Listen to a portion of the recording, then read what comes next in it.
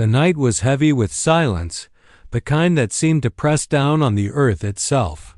The winds had grown cold for early autumn, sweeping dry leaves across the dirt road and rattling the shutters of the scattered homes in the countryside. Most doors were bolted, most lamps extinguished, and families lay curled under wool blankets, grateful for what little warmth and safety their walls provided. But along that lonely road came a woman barely more than a girl herself, stumbling forward with a child clutched tightly in her arms. Her shawl was tattered, edges frayed from travel, and her shoes had long since lost their solace. Each step was agony, yet she forced her feet to move, whispering encouragement to the small bundle against her chest. "It's just a little farther." "My love," she murmured, though she had no real idea how much farther she could manage. Her lips were cracked, her voice raw from the cold air and hours of pleading at doors that had been slammed shut before her words had finished leaving her mouth. The child stirred faintly, too weak to cry as most children would. His face was pale beneath the moonlight, and his little fingers curled instinctively into the worn fabric of her dress. The mother's heart ached. She knew the signs of hunger all too well, and she feared the boy's silence even more than his cries. On the horizon, she spotted the outline of a farmhouse, a large, weathered building with a barn close by, its hayloft windows glowing faintly. From a lantern left lit, smoke trailed lazily from the chimney. The sight filled her with a surge of fragile hope. She quickened her steps, though her body screamed in protest. Her knees buckled once, and she almost fell to the ground with her child. But she caught herself, clutching him tighter, and pressed on. When she reached the gate, she hesitated. Her whole body trembled, not only from exhaustion but from fear. Would this door open to her, or would it shut like all the others? She had already heard the cruel words, "We have nothing for beggars. Go away before you bring trouble." Here, each rejection had carved deeper into her spirit, yet she could not stop. Her child's life depended on it. Summoning the last of her strength, she pushed the gate open and staggered up the path. The wooden steps creaked under her weight as she climbed to the porch. For a moment she leaned against the doorframe, drawing in one last steadying breath, before lifting her trembling hand to knock. The sound of her knuckles against the wood seemed unnaturally loud in the quiet night. She waited, listening desperately for any sign of movement inside. The seconds stretched unbearably. She knocked again, this time louder, and her voice cracked as she called out, "Please, please, someone help me." A dog barked from within, followed by muffled footsteps. At last, the door creaked open just enough for a woman's face to appear. She was middle-aged, her hair tucked under a simple kerchief, her eyes sharp with suspicion. The glow from the hearth behind her spilled out onto the porch, illuminating the young mother's haggard face. The farmer's wife narrowed her eyes. Strangers were never a welcome sight in these times. Too often they brought trouble, disease or desperation that could spread like fire. But before she could speak, the young mother fell to her knees on the porch, still clutching her child protectively. "Please," she whispered, her voice breaking. "Please just let me stay. I don't eat much. Just feed my child." The plea hung in the air like a prayer, raw and unguarded. The farmer's wife glanced down at the bundle, and in the flickering light saw a boy no older than 3, thin as a reed, his head nestled against his mother's shoulder. The child's shallow breathing was audible even over the rustle of the piled zivim. Autumn wind. For a long moment neither woman moved. One was paralyzed by desperation, the other by suspicion and something deeper, an unease that came from seeing need so starkly displayed at her very door. From deeper inside the house, a man's voice called out gruffly, "Who is it? What do they want?" The mother's heart pounded in her chest. She knew the next word spoken might decide her child's fate. She pressed her cheek against the boy's head, murmuring to him even as tears streaked down her dirt-smudged face, I'll find you food, my darling, she whispered, more to herself than to him. Just hold on a little longer. The door remained only half open, the warmth of the farmhouse just out of reach. The night air bit into her skin, and her knees dug into the rough wooden planks of the porch. But she did not rise. She stayed there, bowed low, clinging to the only thing that mattered, her child, and the fragile hope that this door, unlike the others, might not close against her. And so began her desperate prayer for mercy.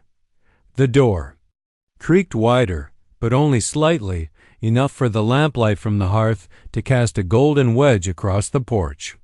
The farmer's wife stood there, her thin frame silhouetted against the glow of the kitchen fire. Her eyes, sharp from years of guarding against hardship, studied the stranger on her knees. The young mother trembled, holding her son close as though the night itself threatened to steal him away. She lifted her face, pale beneath the grime, and her lips formed the words again, words that had become both her curse and her prayer these past weeks. Please, just let me stay. I don't eat much. Just feed my child. Her voice cracked on the last word, and she bent her head as though ashamed of even asking. The porch boards beneath her knees felt like stone, the cold biting through her thin dress. But she dared not move. The farmer's wife pursed her lips. She had heard pleas before. Desperate wanderers came through from time to time, people driven from towns by debt, misfortune, or worse. Sometimes they carried lies on their tongues and knives hidden beneath their rags. But there was something in this woman's tone, something fragile, something raw that gave her pause. Still, caution warred with compassion. She opened the door another inch, but kept her hand firmly on the frame. You shouldn't be here, she said flatly. It's late. This is no place for strangers. The mother's hands trembled as she adjusted the boy in her arms, revealing his gaunt face. His eyelids fluttered but did not open. His lips, tinged pale, parted slightly with each shallow breath. He hasn't eaten in 2 days, she whispered, her voice hoarse. I don't care about myself. I'll sleep outside. I'll do any work you ask. But if you could spare just a crust of bread, a cup of milk, anything, please, for him. Her words tumbled out, heavy with desperation. She clutched the child higher against her shoulder, as if offering proof of her sincerity. From within the house, the farmer's voice barked again, closer now. Who's out there, Martha? Don't keep the door open, let in the cold. The farmer's wife turned her head, calling back, a woman with a child. There was a mutter of disapproval, boots thudding across wooden floorboards. Moments later, the farmer appeared beside his wife, his broad shoulders filling the doorway. His face was hard, lined by years of toil, and his eyes narrowed as he took in the scene. What's this? He demanded, his voice stern. Another beggar? The mother flinched at the word but lifted her chin, summoning courage from some deep, dwindling place. I'm not here to steal, she said quickly, her words spilling into the cold night air. I swear it on my child's life. We've traveled so far and the road has given us nothing. I don't need shelter if it's too much to ask, just let him eat. Please. The farmer crossed his arms, his jaw tightening. We've mouths enough to feed already, he said sharply. Winter's coming. Every loaf counts. If we give to one, the whole countryside will line up at our door. You'll take what we have, and we'll have nothing. The young mother's breath hitched. She had expected harshness, but hearing it out loud, the casual refusal to her child's life was like a knife to the chest. I swear I won't take what's yours, she whispered fiercely, tears streaking her cheeks. I'll give back. I can sew, I can cook, I can wash, I can tend animals. Just don't let him starve. She loosened her hold slightly so they could see the boy's frail form, his head lolling against her shoulder. The sight made the farmer's wife shift uneasily. She saw not just a stranger's child, but a reflection of her own boy's, years ago when sickness had left them pale and gasping. She remembered nights spent praying by their bedsides, begging God to let them live. The farmer saw it too, though. He tried to harden his heart. He grunted, stepping back a pace as though distance might lessen the weight of the decision pressing upon him. The mother, sensing the crack in their resolve, lowered her forehead to the porch floor. Her voice, muffled against the rough wood, came out ragged but resolute. "Please, if you have any mercy, if you have ever loved your own children, just let mine live." The words hung in the night air, heavier than the autumn chill, heavier than the farmer's suspicion. The only sounds were the child's shallow breaths and the restless shifting of the wife's feet.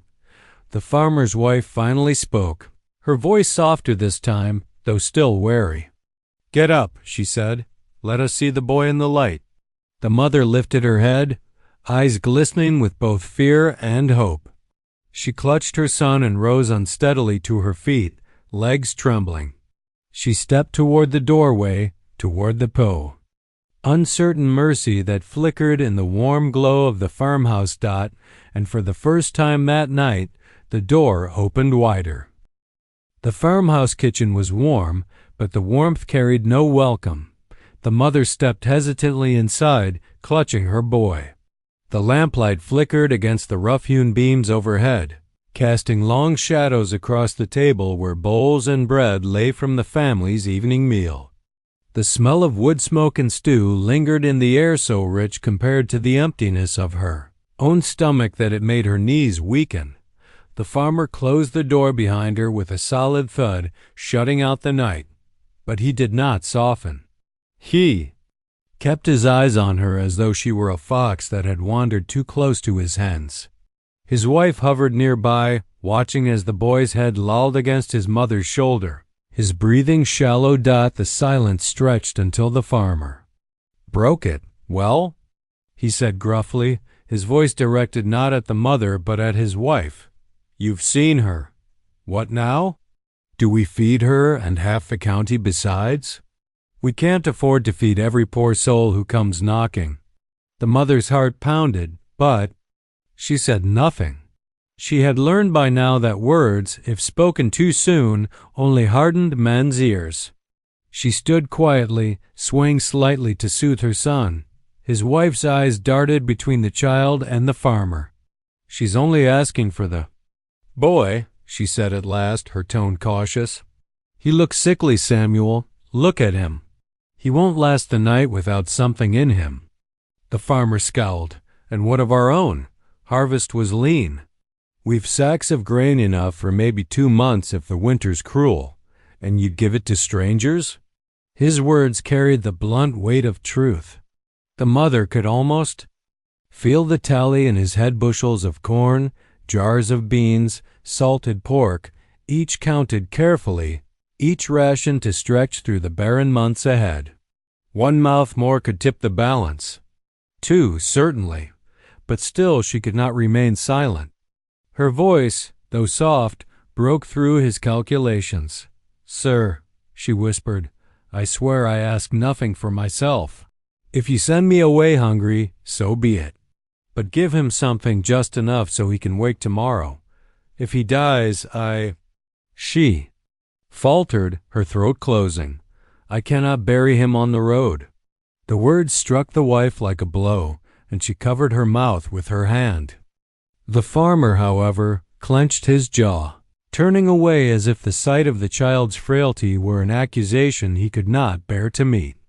He strode to the table, tearing off a crust of bread with deliberate force. "If we feed one, 10 more.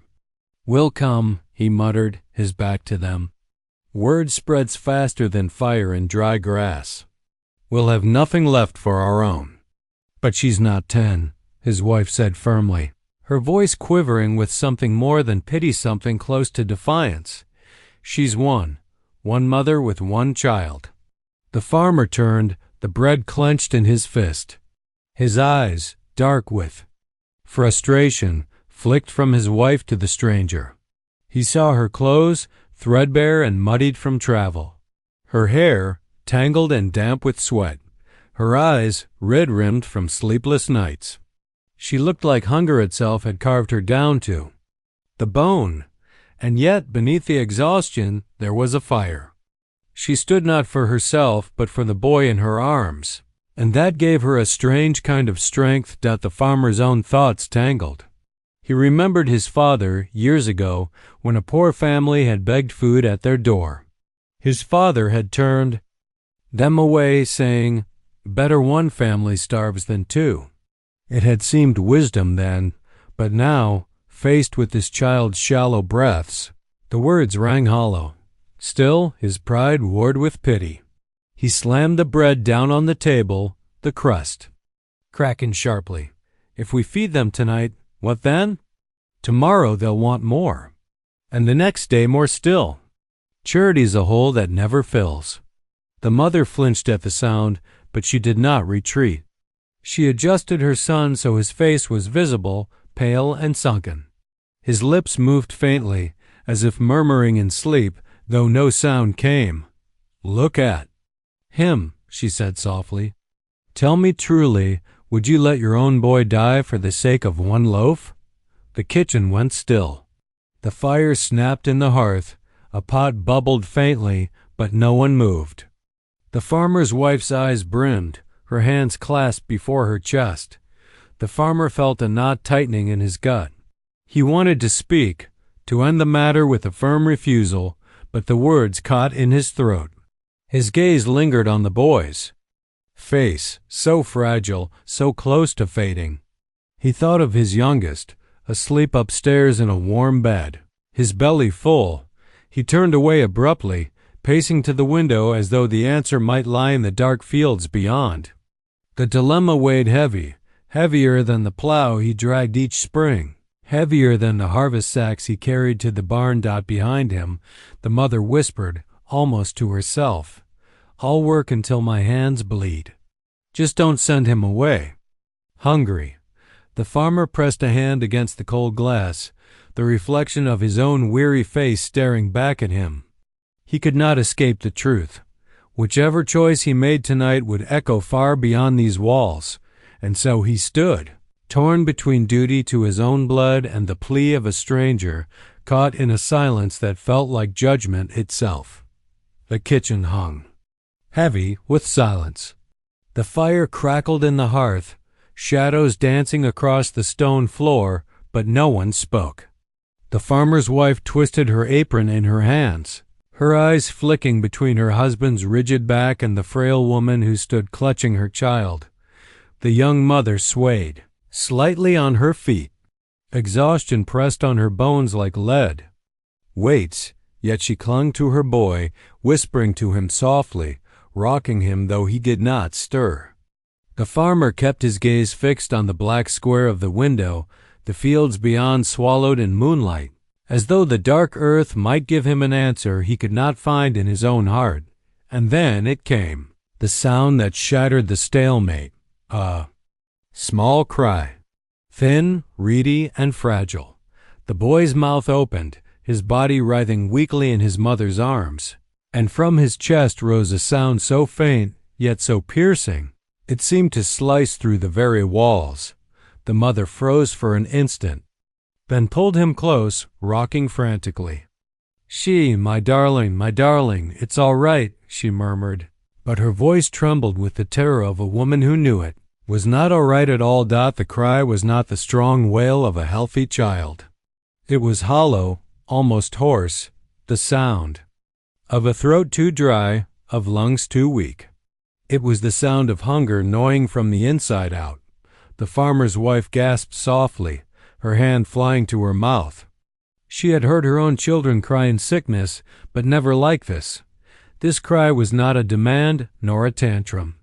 It was a plea for life itself. The farmer stiffened. His hands, roughened from years of toil, curled into fists at his sides. He had told himself this was not his burden, that the world was cruel and each man must guard what was his. But that sound, thin, breaking, desperate, stabbed through his defenses. It was the cry of helplessness, and it rang in his chest like a bell. His wife spoke first, her voice sharp with urgency. "Samuel," she whispered, "do you hear that? That's not the cry of a child who can wait until morning. He'll die, Samuel. Right here in our kitchen, he'll die." The farmer turned his head, his face grim, but he said nothing.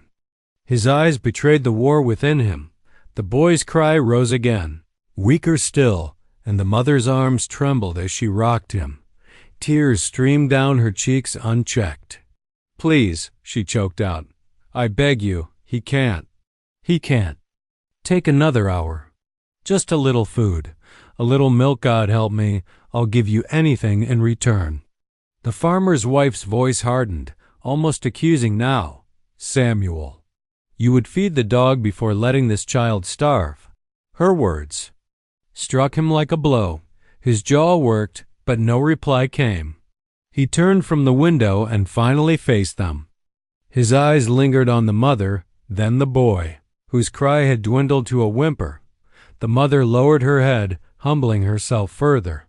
Her knees buckled, and she sank to the floor with her child in her arms, bowing low. "I'll wash your floors. I'll carry water till my back breaks," she said through sobs. "Only don't let him die in front of me. Don't make me watch my child leave this world when a crust of bread could keep him here." The farmer's wife moved before her husband could.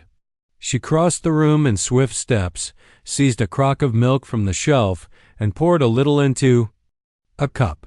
Her hands shook, but her resolve did not. She knelt beside the mother and pressed the cup into her hand. "Here," she said firmly, "give it to him. Slowly now." The mother's eyes widened with disbelief, then gratitude flooded them like a river breaking its banks.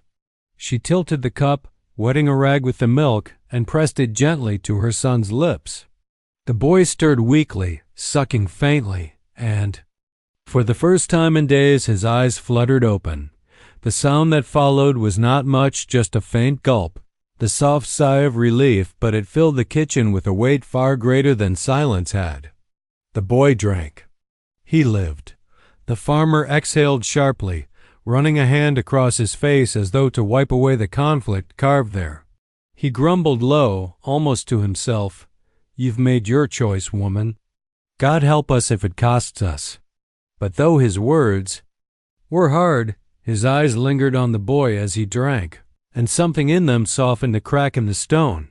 The mother, still kneeling on the floor, clutched the cup in one hand and her child in the other. Tears streamed freely, falling onto the boy's thin hair. Between sobs, she whispered again and again, "Thank you, thank you, thank you." The farmer's wife laid a hand gently on her shoulder. "Hush now," she said softly. "He'll have his fill. And so long as I'm mistress of this house, you and your boy will not be turned out hungry." The farmer turned away, muttering under his breath, but he did not stop her. The cry had already broken something in him. For all his protests, for all his talk of rationing and hunger, there was no undoing what had been done. Once you heard such a cry, you could never unhear it. The boy's weak gulps echoed softly in the kitchen, each swallow pulling him a fraction closer to life. The mother held him tenderly, feeding him rag-dipped drops of milk, her tears wetting his hair. The farmer's wife knelt beside her, steadying the cup, her own face taut with both compassion and quiet defiance. The farmer leaned against the table, arms crossed, his jaw set hard. His shadow stretched long in the lamplight as if even the flicker of fire refused to soften him. Yet he did not speak. He watched. He brooded. The boy coughed faintly, then clutched at his mother's dress with tiny fingers. It was a fragile gesture, but to her it was as if he had seized the entire world and dragged it back to her heart. She pressed her lips to his forehead, whispering, "You're safe now, my darling. You'll live." The wife's eyes glistened. She glanced up at her husband, her voice sharp but quiet. "Samuel, do you see? It wasn't so much. A cup of milk. And look at him now, already stronger than when she walked through the door." Samuel said nothing. His brow furrowed, his jaw tightened. Inside him, thoughts clashed like hammers against iron. He remembered harvest time, when each sack of grain had been lifted into the barn with weary arms. He remembered counting jars in the cellar, calculating how many nights of soup each one would buy his children. Every morsel was a shield against the cold hand of hunger. But now that same hunger stared at him in the form of a child not his own. At last, Samuel moved. He pushed himself away from the table and paced the kitchen, the boards groaning under his boots. His wife tracked him with her eyes, wary but unwavering. She knew this battle. It was not between her and him, nor even between him and the mother. It was the war he fought within himself, between fear and mercy. The mother, sensing the weight of his silence, dared to speak. "Sir," she whispered, her voice trembling but resolute, "I will work for my keep. I'll wash your clothes, tend your animals, cut wood, even sleep in the barn if you wish. Just let me stay until my boy has strength again. Then I'll go. I promise." Samuel stopped pacing. He turned, his eyes fixed on her. "And if I say no? If I turn you back to the road this very night?" The mother did not flinch. Instead, she pressed her cheek against her son's hair, her arms tightening around him like chains of iron. "Then I will go," she said softly, "because I have no choice. But I will go knowing I begged with all I had, and that a man looked at a child in need and said no." Her words fell heavy in the room. His wife's lips parted as if to speak, but no words came. The fire crackled. The boy sighed, content for the first time in days. Samuel rubbed his temples with calloused hands. He had always prided himself on being a practical man, a man who bent to necessity and not to sentiment. Charity, he believed, was a luxury for those with abundance.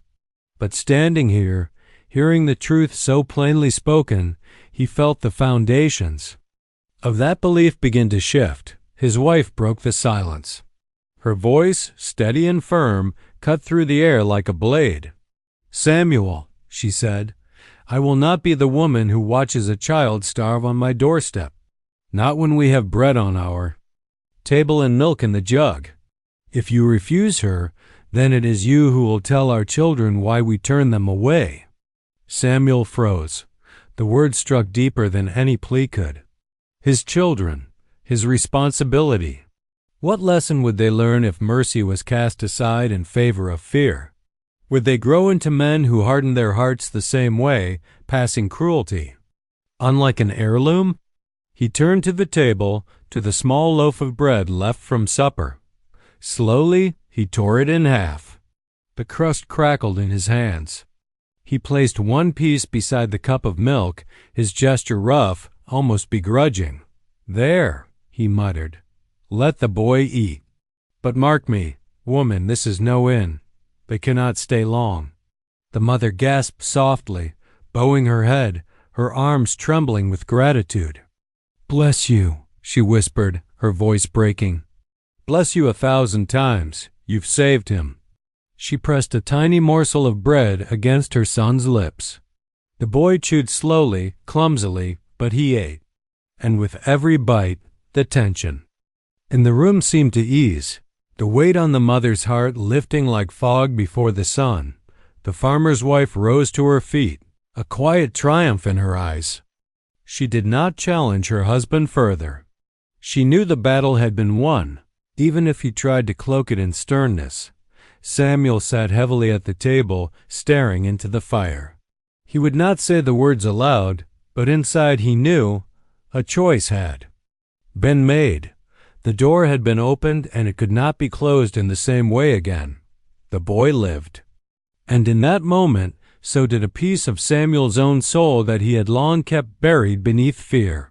The farmhouse had settled into quiet again, but it was a different kind of quiet than before. No longer tense, no longer sharp with suspicion. The child's shallow cries had faded into soft, rhythmic breaths as his belly at last began to fill. The mother sat near the hearth, her son curled against her chest, his tiny hand resting weakly at her collar. The fire's glow washed over them, warming the chill that had clung to their clothes since the long road outside. Her shawl, though threadbare, now felt like a cloak of safety draped around them. For the first time in days, she did not feel as though she was merely surviving moment to moment. She was here. She had food for him. He was alive. The farmer's wife moved quietly around the kitchen, tidying the table with hands that trembled from the emotions still coursing through her. She set the remaining bread back in its place, poured the last of the milk into a crock, then finally stopped to lean against the counter, her eyes fixed on the mother and child by the fire. They looked like they belonged there, she thought, a pang of tenderness tugging at her chest. The boy's small face, now peaceful, reminded her of nights when her own children had fallen asleep in that very spot, their cheeks flushed from the warmth, their lashes trembling as dreams carried them away. Across the room, the farmer sat heavily. At the table, his arms folded, his gaze fixed on the fire but unfocused. His stern jaw was set, yet beneath it lay something unsettled. He had not spoken since tearing the bread and offering it, as though silence were the only way to keep his own heart from betraying him further. The wife broke it gently.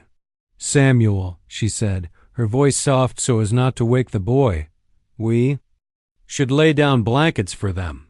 She looks ready to fall over where she sits." His reply was gruff, though quieter than usual. "Blankets don't grow on trees, nor firewood neither." The wife gave him a look not sharp but steady. "And yet we've never frozen in this house. We'll spare what we can." He grunted, pushing himself to his feet, but did not argue further. He left the room, his boots heavy on the stairs, and soon returned with an old quilt and a pillow tucked under his arm.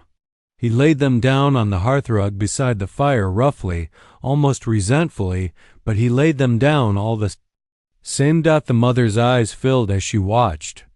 She whispered a thank you, her voice breaking with exhaustion.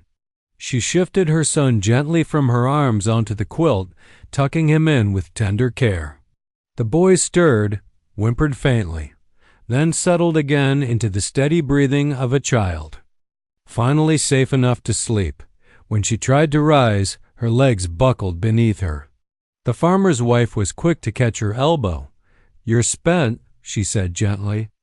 "Rest here by him. The morning chores will keep until morning." The mother shook her head weakly. I should do something to earn this." But the wife silenced her with a hand on her shoulder. "Hush. Tonight you owe nothing. Tonight you sleep." And with that, the mother's resolve crumbled. She sank down onto the quilt beside her son, curling herself around him protectively, her eyes closing before her head even touched the pillow. Her body surrendered to rest with the desperate relief of someone who had fought too long against weariness. The wife stood for a long moment, watching them. The sight stirred a strange warmth in her chest, part pity, part kinship, part something deeper she could not yet name. She dimmed the lantern and turned back to her husband. Samuel sat silently at the table still, arms folded, his face half hidden in shadow. His wife studied him for a moment, then said softly, "You did the right thing." He shifted uncomfortably, grumbling, "We'll see come winter if it was right." But even as he said it, his gaze slid toward the hearth, toward the small sleeping bundle under the quilt. Something softened there, though he turned away quickly, as if afraid his wife might see. The house settled into silence. Upstairs, their own children slept, unaware of the quiet drama that had played out below. The fire burned low, casting gentle warmth across the room. On the hearthrug, the boy slept soundly, his breathing deep and even now, and his mother, too, lay in the heavy, dreamless sleep of someone who had finally reached a shore after nearly drowning. For the farmer and his wife, sleep came later. She climbed the stairs at last, leaving her husband at the table. He lingered, staring into the coals. He thought of the road outside, empty, dark, unforgiving. He thought of how close the boy had been to death.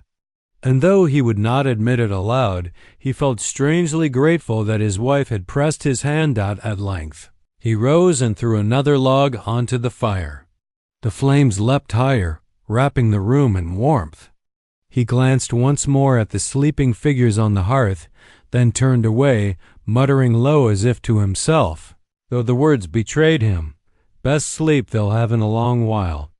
And for that night, at least, it was true that dawn came slowly, a pale gray light creeping through the frosted panes of the kitchen window.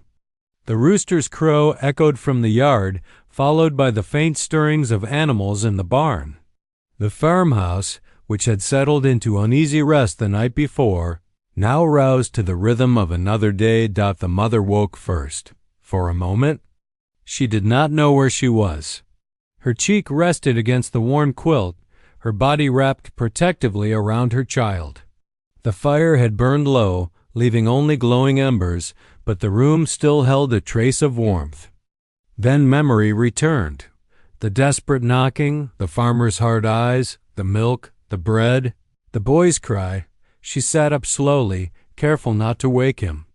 To her relief, his breathing was deeper, steadier than it had been in days. His face, still, looked pale and thin, but the shadow of death no longer clung to him as fiercely.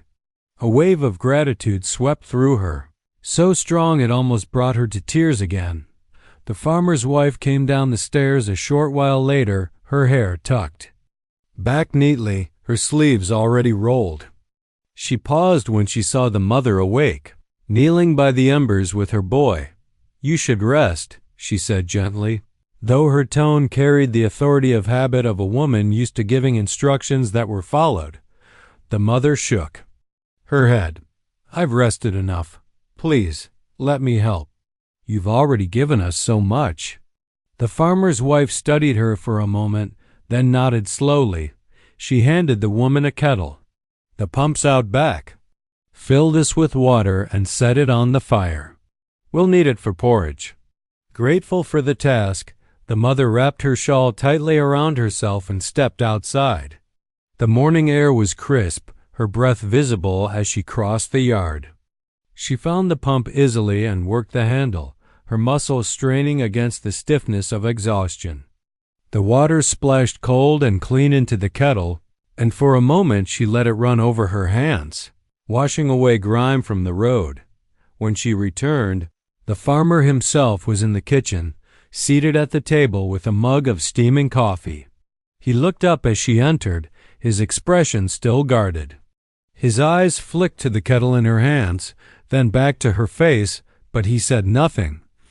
The wife took the kettle, set it on the fire, and motioned toward the wash basin. "You can start with the dishes from last night."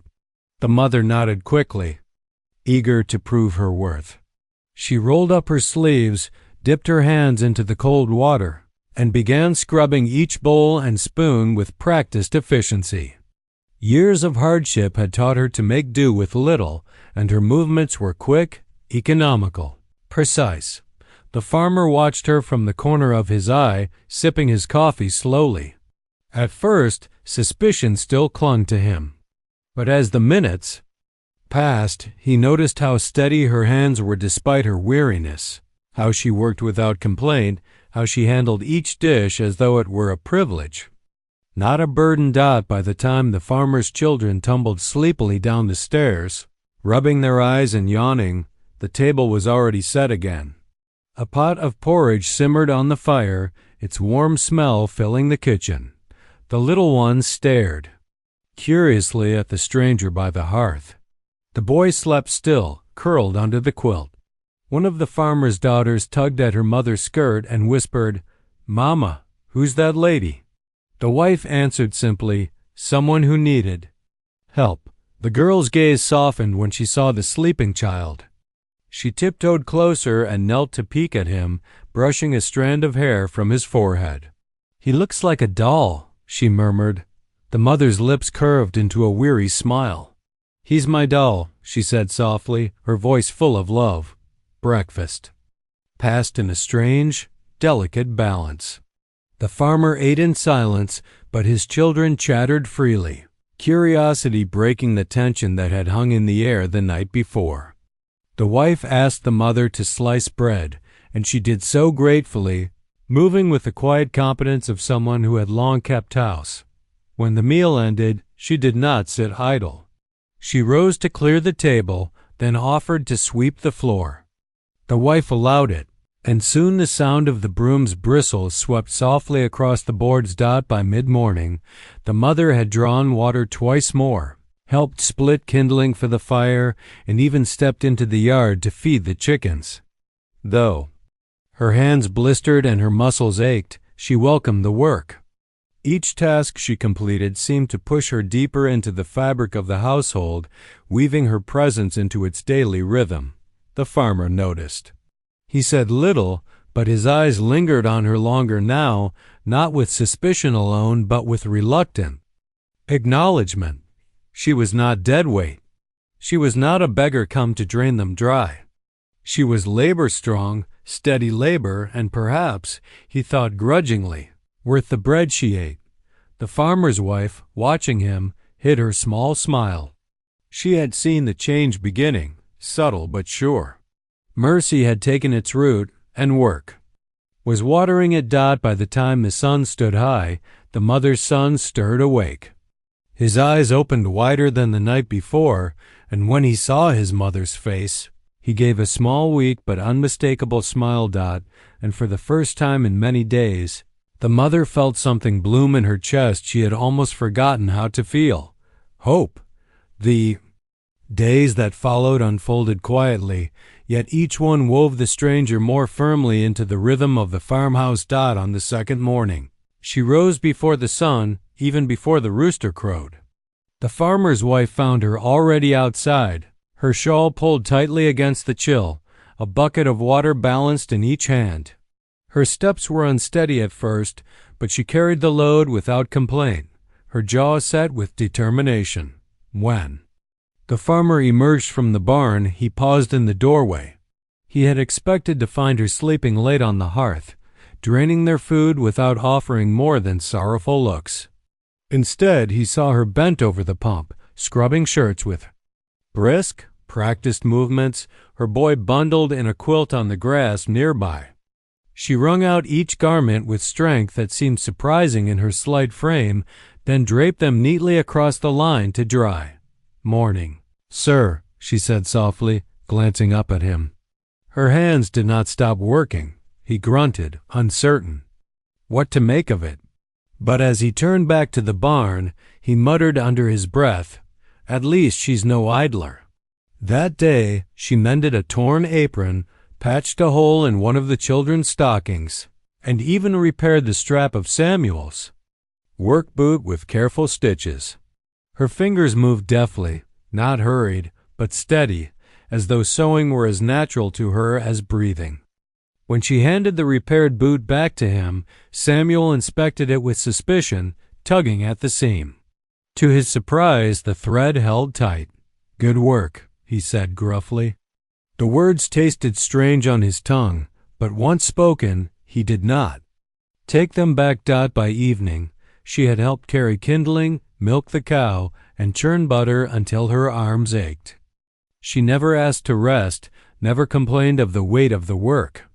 And though she ate little, barely a slice of bread and a ladle of stew at supper, her boy ate heartily now, his cheeks slowly regaining color. That alone seemed to fuel her. The farmer's wife watched with quiet admiration. More than once, she caught herself glancing toward the girl and smiling, though she tried to hide it. There was something inspiring in her resilience, a strength born not from ease but from suffering endured. On the third day, a storm rolled in. Rain pelted the roof, and the wind howled across the fields.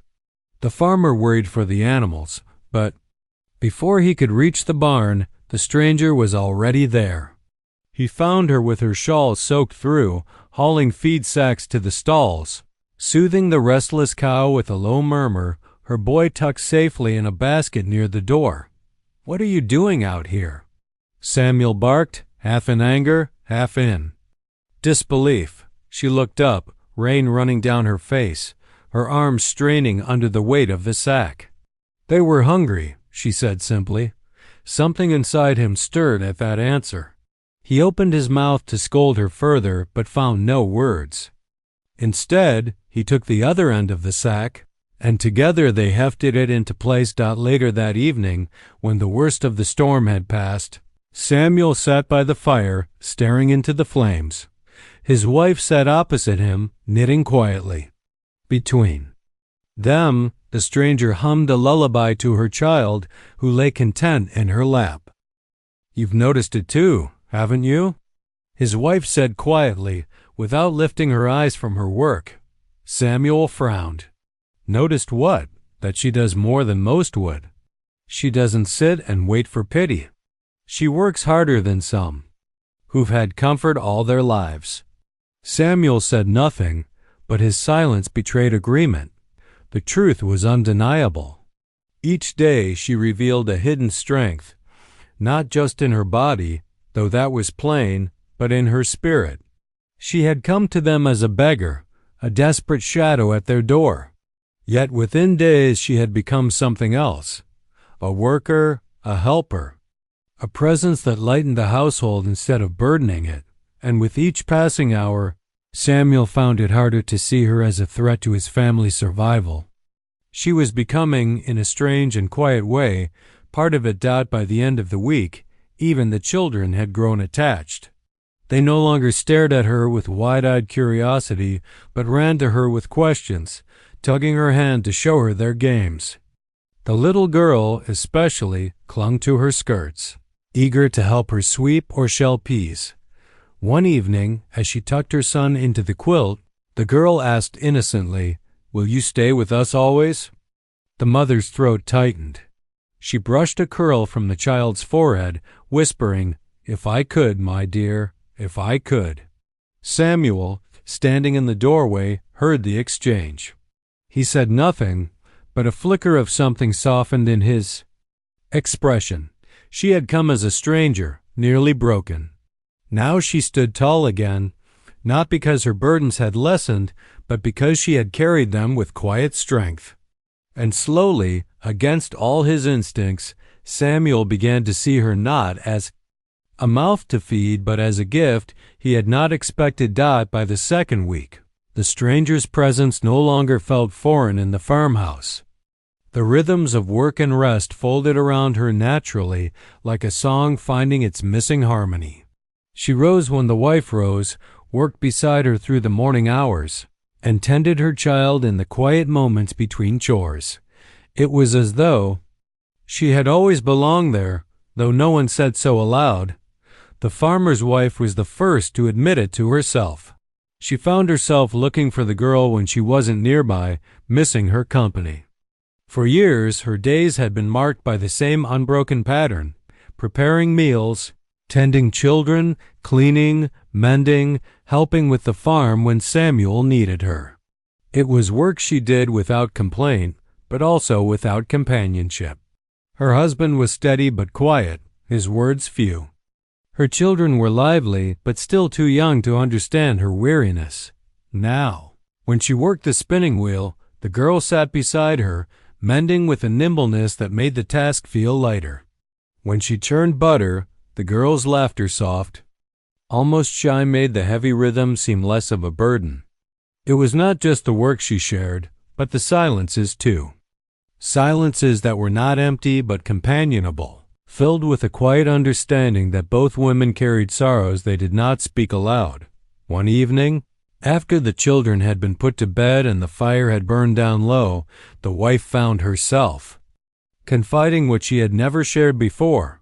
"My first child," she said suddenly, her knitting needles pausing mid-row. "A girl. Born too soon. She lived only a day." The words startled even her. She had spoken them rarely in her life. Samuel never liked to linger on grief. But tonight, with the stranger across from her, head bowed as she stitched a tear in her son's little shirt, the confession slipped free as though it had been waiting for this listener all along. The girl. lifted her eyes slowly, her own gaze heavy with understanding. "I lost one too," she whispered, "a winter ago. Fever took him before I could even call for the midwife." The wife's breath caught. For a long moment, the two women sat in silence, their grief meeting in the space between them. Then the wife reached across the table, laying her hand over the girl's. No more words were needed. An unspoken bond had been sealed, born of pain, but tempered into quiet strength. The children, too, had grown attached in their own ways. Samuel's youngest followed the stranger about the yard as though tethered by an invisible string. He carried kindling after her, stumbled after her skirts when she went to the coop, and even insisted on sitting beside her at meals. One afternoon, the older daughter pressed a wildflower crown onto her head. "You look like a queen," she said brightly. The girl laughed, a sound so light and unguarded that it startled even herself. "A queen of rags, maybe," she teased. But when she caught her reflection faintly in the window pane, crown tilted over her dark hair, she felt something she had not in a long time, something like dignity, like being seen. Samuel watched all of this quietly. He said little, but he noticed.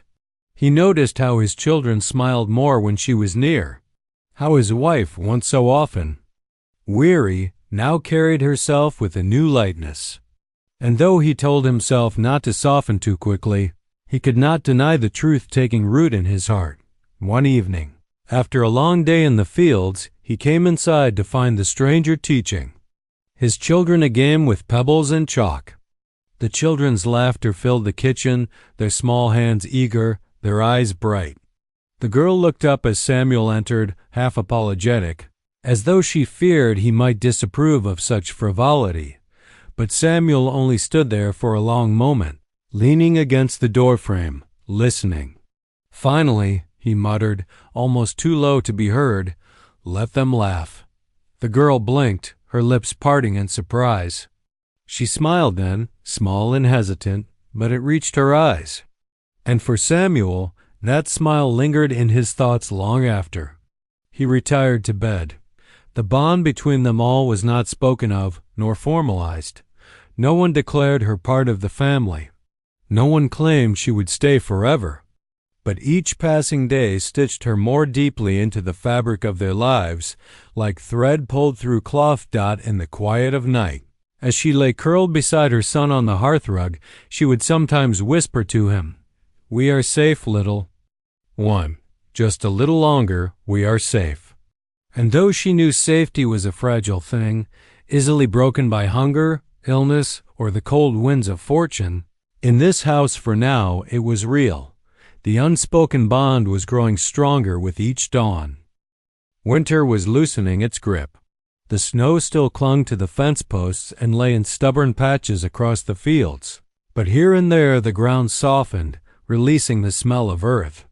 The farmer and his wife knew this meant harder work ahead, plowing, planting, repairing what the frost had broken. The stranger, too, felt the shift. Each morning she rose with the household, carrying water, scrubbing linens, feeding animals, tending her boy. She had woven herself into their lives so seamlessly that even Samuel, who had once eyed her with suspicion, now gave her tasks without hesitation. It was no longer if she worked, it was simply part of the day. But with the coming thaw came questions no one had dared to speak aloud. How long would she stay? Could she? One evening, after supper, Samuel lingered by the fire, staring into the flames. His wife sat with her knitting, the children already tucked into bed. The stranger rocked her son gently, humming an old lullaby under her breath. Finally, Samuel broke the silence. "Spring is near." The girl looked up cautiously, as though bracing herself. "Yes, sir." He cleared his throat. "When the planting begins, there'll be no end to the work. Every hand will be needed." He hesitated, his voice gruff but not unkind. "You've proven you can work." "No one can say otherwise." Her heart quickened. She held her boy tighter, afraid of what was coming. "Do you mean I mean, Samuel said, still staring at the fire, that mouths to feed are a burden, but hands that work. He finally turned to look at her. His eyes were steady, measuring, but softer than they had been that night at the door. Hands that work are worth keeping. For a long moment, she could not speak. Her throat tightened with relief, though part of her feared to hope too much. She had known kindness before, only to have it taken away. It was his wife who leaned forward, her knitting set aside, her voice warm and certain. You and your boy have a place here if you want it. The tears came before she could stop them. She bowed her head, pressing her lips to her son's hair. I don't ask for much, she whispered. Just a chance. Just a roof and work.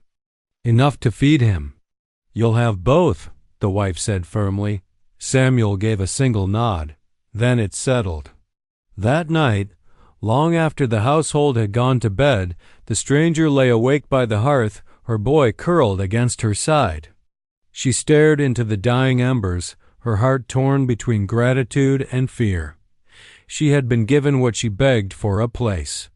A chance, yet a question gnawed at her. Could it last? Was safety ever more than borrowed time? The days that followed were full of labor. Together they repaired fences, prepared seed, and cleared the yard of winter's wreckage. The stranger worked harder than ever, determined to prove that she belonged. Each blister on her hands, each ache in her back, felt like a prayer answered pain in exchange for permanence.